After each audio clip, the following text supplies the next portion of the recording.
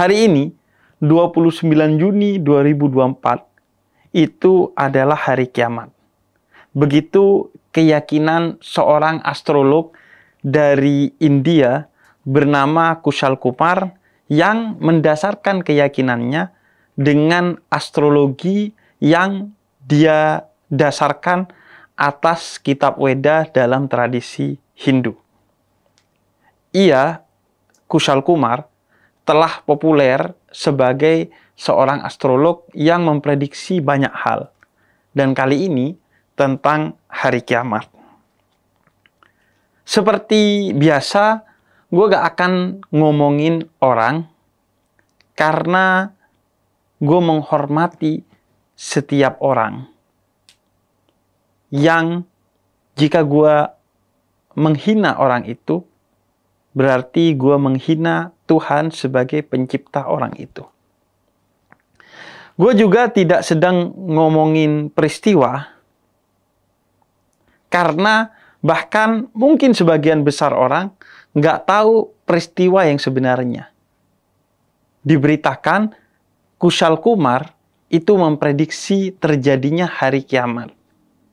Padahal yang dia prediksi 29 Juni 2024 itu sebenarnya bukan hari kiamat, tapi hari kehancuran, di mana itu menjadi hari pertama Perang Dunia Ketiga dalam sejarah umat manusia. Yang artinya ya bukan kiamat, tapi awal dari peperangan besar yang bisa mengancam pada kehancuran besar. Dan gua tidak sedang mencibir keyakinan seseorang. Betapapun uniknya keyakinan seseorang tersebut, gue diperintahkan dalam Al-Quran, surat Al-An'am 108, untuk tetap menghormati setiap keyakinan, betapapun uniknya dan salahnya menurut pandangan kita keyakinan tersebut. Karena secara psikologis, orang dibuat merasa yakin atas apa yang dianggapnya benar, sehingga jika kita kemudian mencibir keyakinan itu, maka itu akan membuat kita dicibir keyakinannya oleh orang lain, dan keyakinan menjadi ajang cibir, saling cibir, dan membawa kita kepada percekcokan hingga mungkin konflik dan kehancuran atau dendam satu sama lain. Karena itu, yang gue akan obrolin itu tentang ide. Bagaimana kiamat dalam perspektif yang gue gali dari Al-Quran dan sabda-sabda Nabi Muhammad. Karena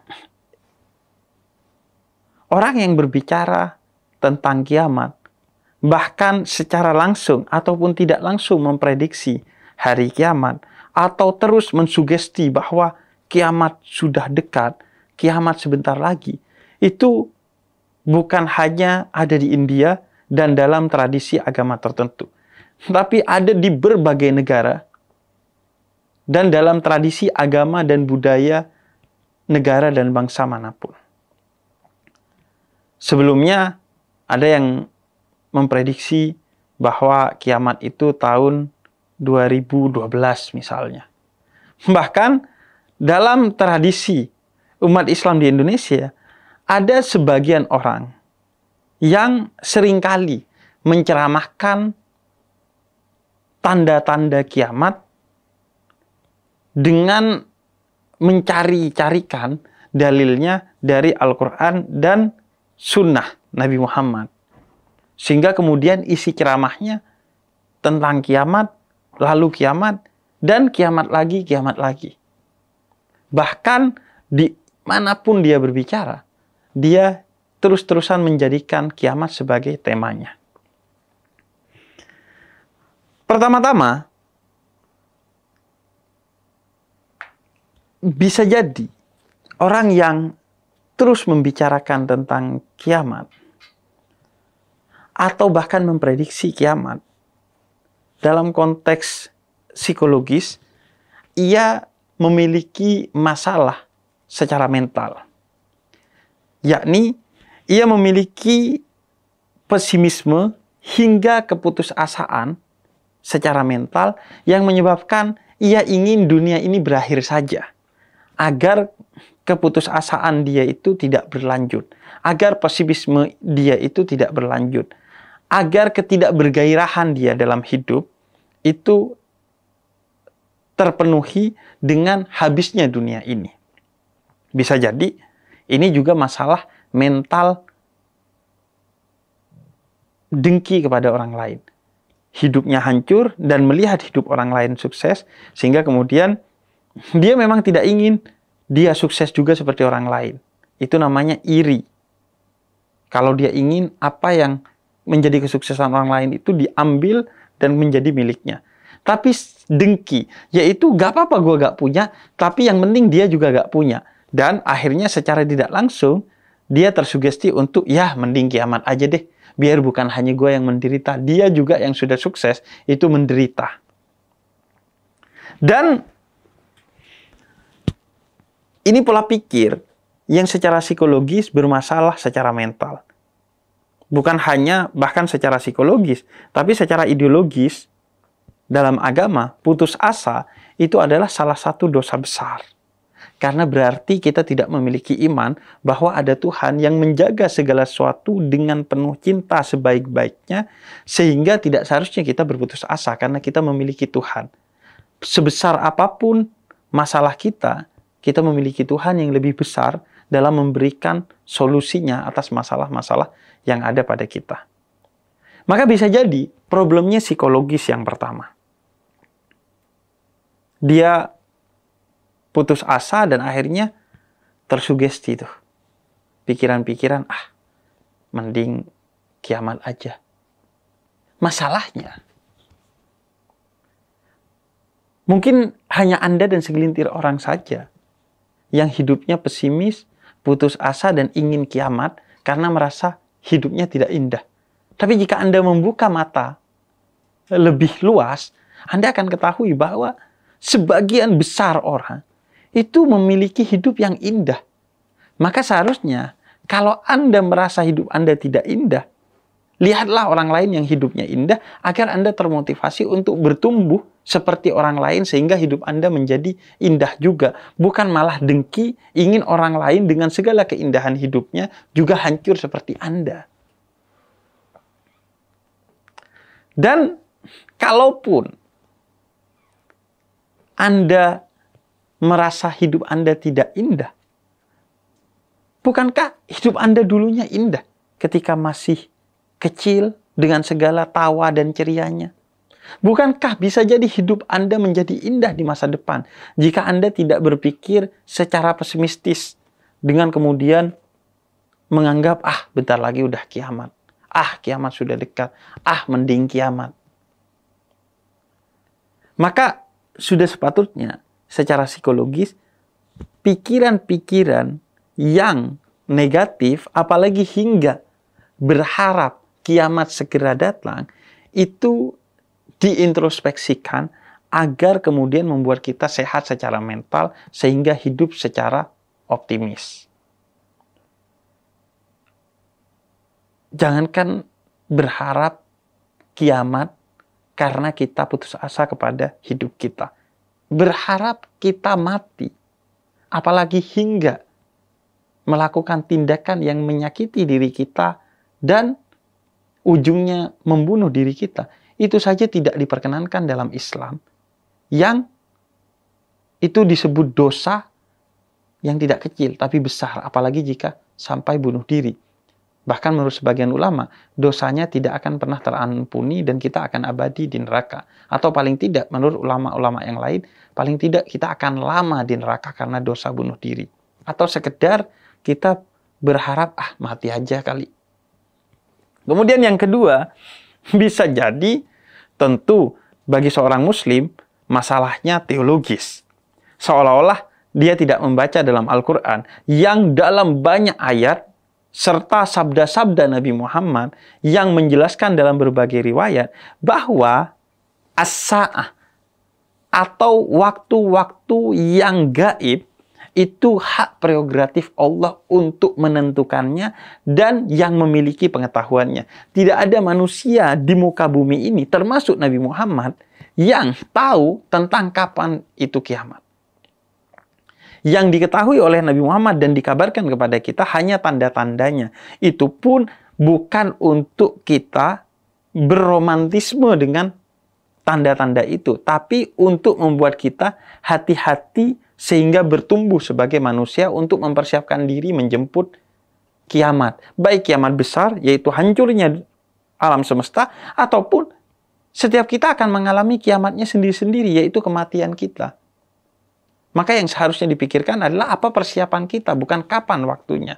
Karena kita adalah hamba dari sang pemilik waktu, bukan hamba dari waktu. Sehingga kita harus terus memperbudak diri kita dengan waktu, mencari tahu kapan waktu itu datang, dan akhirnya waktu kita habis untuk mencari tahu waktu itu, bukan mengisi waktu kita dengan hal-hal yang positif, sehingga ketika waktu itu datang kita menjemputnya dengan penuh kebahagiaan. Jelas paling tidak, misalnya dalam surat Luqman ayat 34, bahwa yang tahu tentang kapan kiamat adalah yang menentukan kapan itu kiamat, yaitu Allah semata. Sehingga jika secara teologis kita mencoba mencari-cari tahu kapan waktu kiamat, itu adalah satu dosa yang bersumber dari kekurang ajaran kita kepada Tuhan lantaran kebodohan kita secara teologis sehingga mencari-cari waktu itu. Dan memang sebagian kita dilanda keanehan sebagai manusia. Sering misalnya kita membawa-bawa Tuhan untuk urusan yang sebenarnya selesai di tingkat RT. Bisa diselesaikan oleh Pak RT. Dan malah mengurusi urusan-urusan Tuhan yang itu bukan urusan kita, tapi hak prerogatif Tuhan yang kita tidak boleh sama sekali ikut campur dalam urusan itu. Urusan kita yang sebenarnya bisa diselesaikan dengan Pak RT, kita bawa-bawa Tuhan, dan urusan Tuhan kita bawa-bawa ke kantor RT atau ke rumah kita atau ke tempat-tempat diskusi untuk kita bicarakan yang jelas secara teologis itu bermasalah dan secara intelektual tidak akan pernah ketemu waktunya karena pada dasarnya itu rahasia Tuhan. Kemudian yang ketiga, secara sosiologis. Bisa jadi pikiran tentang kiamat, pengen tahu kapan kiamat datang, atau merasa ingin kiamat itu sudah dekat, adalah masalah kita sebagai manusia yang cenderung pasif dan destruktif. Ketika melihat sesuatu, cenderung kita nggak mau tahu, dan cenderung ingin hancur saja. Bukan aktif untuk mencari tahu dan kemudian destruktif, yaitu menumbuhkan, memperbaiki, dan membangun sesuatu itu dari pengetahuan kita. Jadi berkata, ini kayak orang yang nemu motor rusak, kemudian tanpa pengetahuan, berani-beraninya dia ngebongkar, dan akhirnya karena dia pusing setelah semuanya terbongkar, dia buang saja semua itu, dia tidak pedulikan. Karena pada nyatanya dia tidak bisa merakit kembali untuk memperbaiki motor itu. Padahal dalam sabdanya Nabi Muhammad dikatakan ketika seorang badui itu datang kepada Nabi Muhammad bertanya tentang kapan waktunya kiamat, Nabi Muhammad menjawabnya dengan pertanyaan.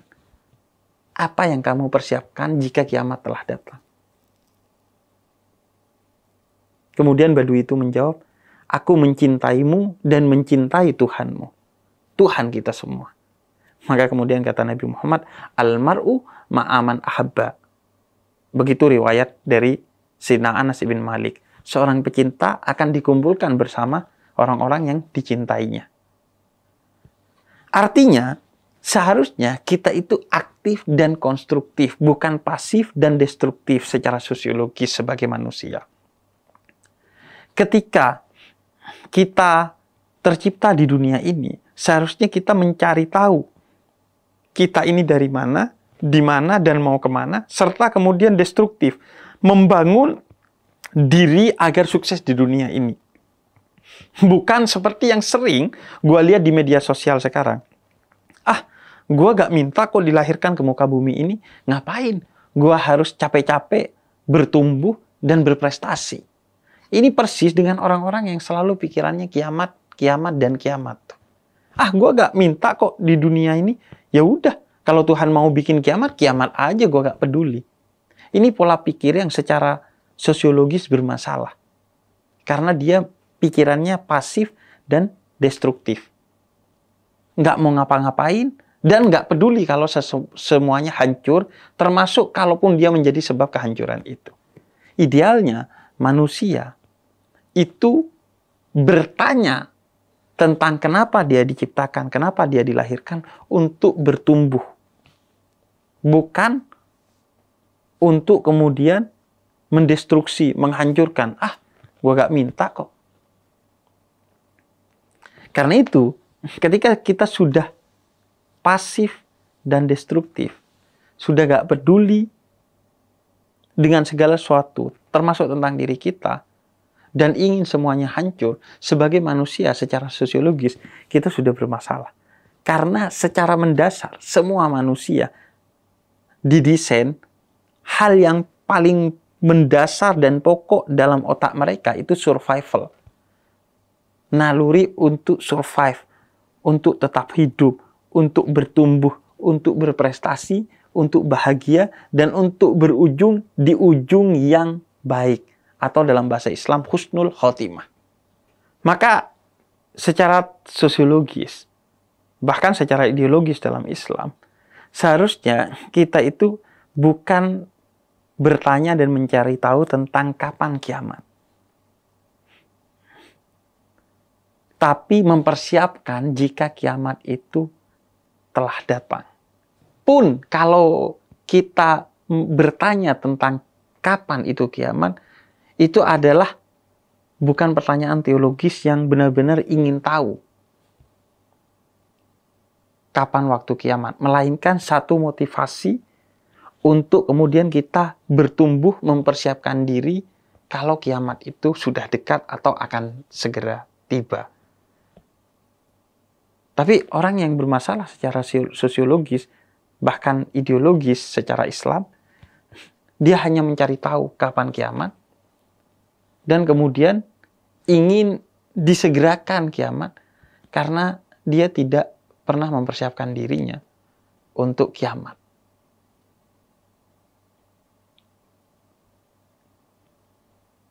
Padahal kita diajarkan dalam Islam untuk aktif dan konstruktif terkait dengan kiamat.